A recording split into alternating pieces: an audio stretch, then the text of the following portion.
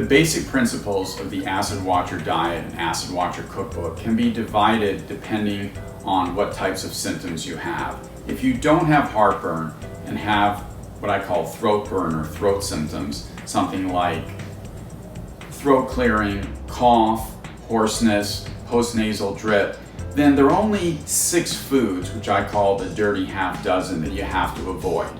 2 are unhealthy, 4 are healthy.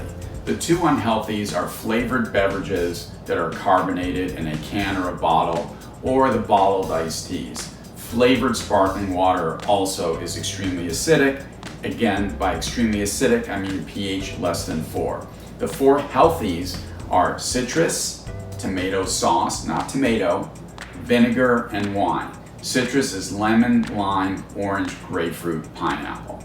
So what you want to avoid when you have throat symptoms are those 6 foods that are less than pH 4.